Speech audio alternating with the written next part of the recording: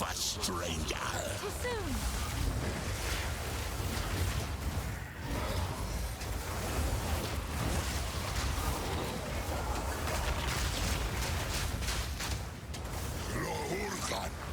Too soon. Horn grip.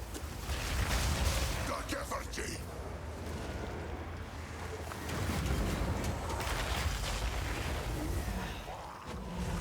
A sliver of what my Adriatic cannot help you here.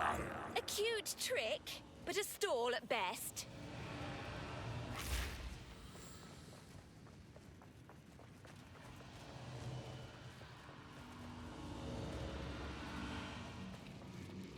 The Wildwood's power is mine.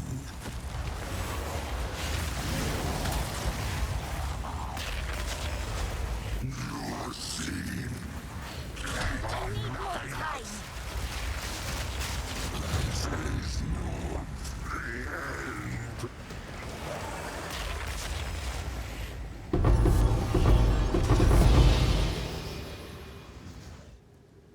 Hello everyone, today I'm going to explain the build I've been playing for the current league in POE 2. I say a build, but it's actually more like two builds and a trench coat. As you will see later, our two weapon swaps have completely different playstyles and mechanics to it. One for bossing and one for clearing. Disclaimer though, this build sounds good on paper, however I found that there are several issues and clunkiness that makes this build not that enjoyable to play. Hopefully the concept and idea can get improved by someone else, but for now it is what it is. Some people might have seen my last video, but in case you didn't, I found that for some reason the triggered spell from the new lineage support gem, Hayoxi's Fulmination, can have its activation time bypassed.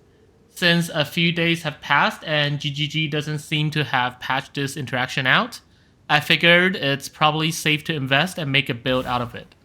Do note if you're watching this in the future to check out whether it is still working or not.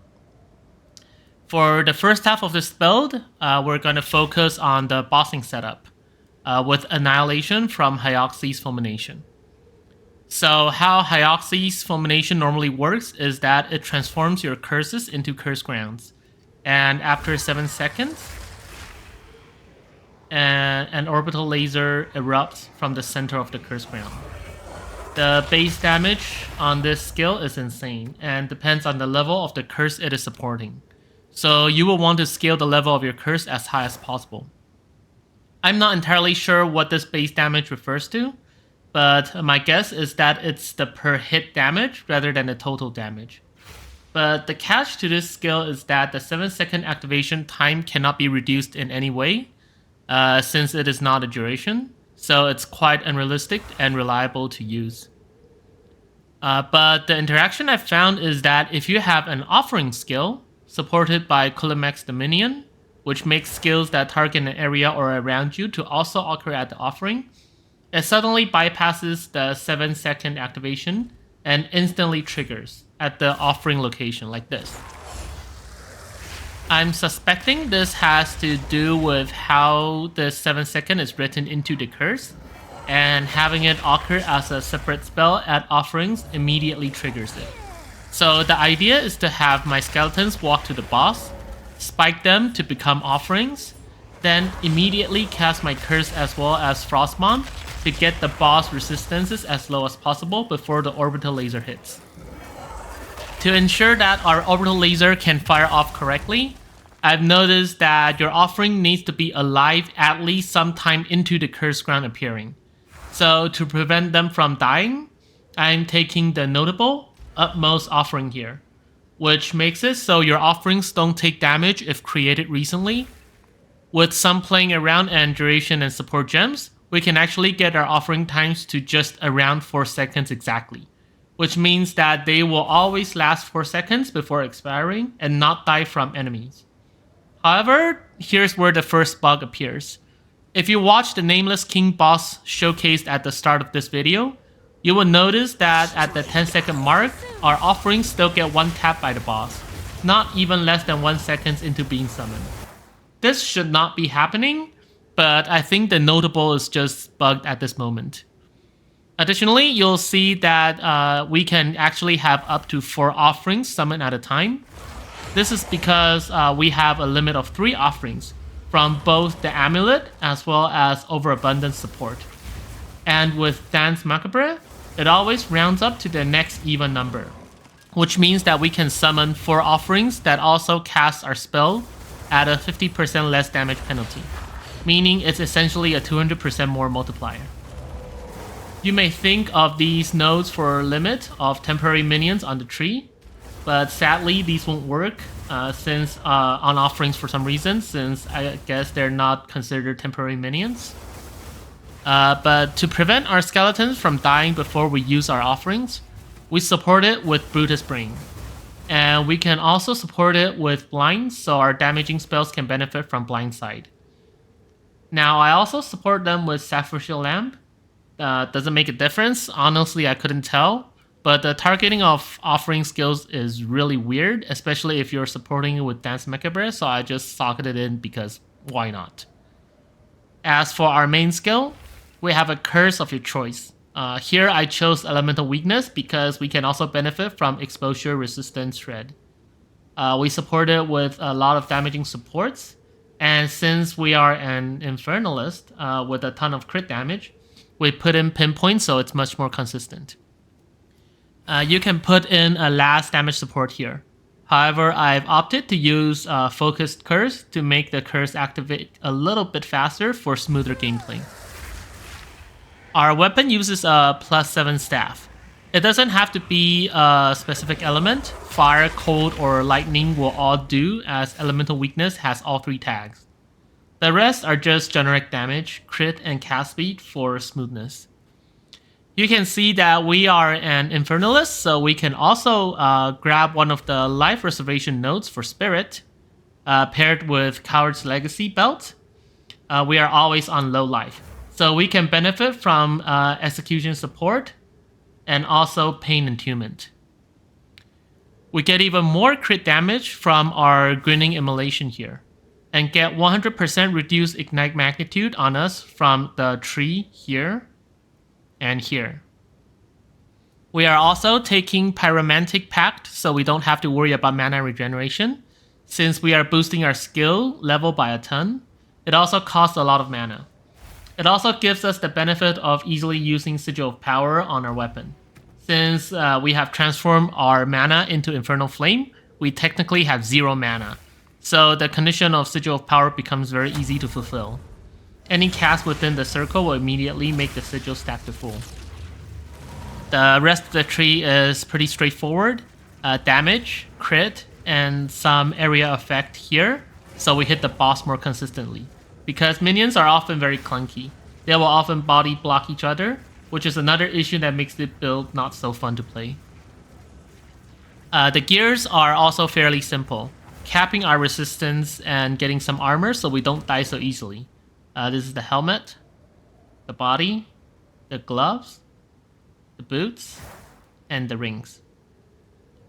We are also using the new Incursion Socketable in our gloves, so when our offerings expire, it automatically summons back our skeletons, so we can offering them again immediately. I found that you will actually need the offering amount plus 1 skeleton, because we are the way the game processes this interaction is that when you skewer the skeletons onto an offering, it doesn't die immediately. It's still alive. It's just skewered on a spike. And when the offering expires, then will the skeletons die. The important thing here is that the offering expires first before your skeleton die. So you need an extra minion slot so the resurrection of skeleton have space to occur. Also, a fun thing here is that the skeleton dying here actually counts as you killing it, which conveniently transitions to the second half of this build. So you might have noticed that we have a lot more skills in our skill slot. And this is because we are using a completely different setup for clearing maps. Because I'll be damned if I'm clearing an entire map waiting for the orbital laser with such a small AoE. We need something faster and more responsive and a larger AoE, which is fine with lower damage. So Comet it is. Remember we mentioned that the skeletons dying from offering expiration counts as you killing them. So this makes it so cast on minion death can be triggered from our offering skills. We're using Skeletal Brute because it's the skeleton minion that gives the highest amount of energy for meta skills. And with quality and gem level, as well as some energy gain for meta skills on the tree, we can make it so every cast of our offering with 2 skeletons killed will trigger Comet from cast on minion death, as each Skeletal Brute contributes to 50% energy. We're also using reduced offering duration and skill duration on our weapon swap tree to make sure our offerings expire much faster, so the damage comes out faster. Now here's the most interesting thing. I've found that although it's possible to lower our offering duration even further, we don't actually want to do that. Because if we have a well-timed duration on our offering that's not too short, Kulemak's the minion will still allow your triggered Comet to occur at their place of your offerings. So even though it's triggered from the expiration of the offering itself. So you will notice that by casting the offering once, we're getting 3 Comets. 1 from our trigger, and 2 occurring at the location of those offerings when we summon. Now for our minion, you will notice that we have more minions in this setup. And that is because I've noticed that although the gloves socketable make it so our skeletons revive when our offerings expire, they need some time to climb back up from the ground before being able to be used for offering. So I found that having at least 7 skeletons, one of them being the slot for skeleton revival, allows for 3 consecutive offering casts, which is enough time for the first revived skeleton to be usable again. So it will look something like this if we hold down our offering skill.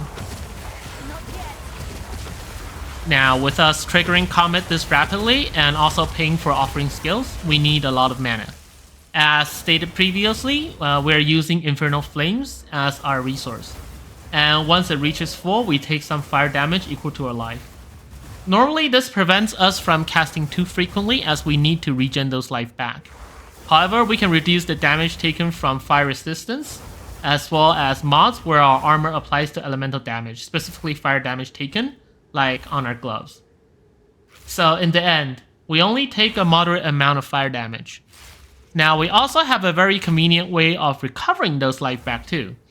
If you look at the tree here, we have this node, Stigmata, which makes it so we recover 3% of our life if we summon an offering. So with every cast of offering with Danse Macabre, we are recovering 6% of our life, which is plenty enough to recover us back to full way before our next Infernal Flame damage comes in. As for our weapon swap, it's just a generic wand and a scepter combo, which gives us good damage and some more spirits for the extra minion and cast on minion death. One key thing to note here is that you need to make sure you set up your weapon swap skills and minions correctly. We have here weapon set 1 being tied to our Clearing Comet build, while weapon set 2 is set to our staff with Hayoxi's Fulmination. So here we can see we have cast on minion death socketed with Comet, which is tied to only weapon set 1. Our Skeletal Brute is set to 7 on weapon set 1 and 5 on weapon set 2, since we want rapid offering in our clearing setup but only need 5 for our bossing. Soul Offering is set up with both the weapon sets and socketed with support so that the duration is precisely controlled. It's very short when in weapon set 1, but almost exactly 4 seconds long when we weapon swap to weapon set 2. We want our elemental weakness and in turn fulmination to only be used in weapon set 2. So is Frost Bomb for the exposure effects. We are using elemental conflux for both weapon sets. Weapon set 1 because occasionally we will get the damage boost for a Comet, and weapon set 2 because our orbital laser is converted into 3 elements because it converts damage to their tag. We can benefit from the more damage no matter which element that elemental conflicts happens to choose. Please disregard this lightning warp here. There's no purpose for the skill here whatsoever, other than the fact that I'm too lazy to press X to switch back to weapon set 1 for clearing. So I just picked a random skill and bound it to weapon set 1, so it automatically swaps my weapon back for me. So yeah, that's basically the build. I'm quite happy with the mechanics I managed to fit into this build, and it does clear most of the contents relatively well. However, the clunkiness of minions getting stuck and body blocking each other, as well as the offering notable just straight up not working sometimes, do make this build just a tad bit less enjoyable. But I hope you learned a few interesting interactions from this video, and I'll see you in the next one. Thanks for watching.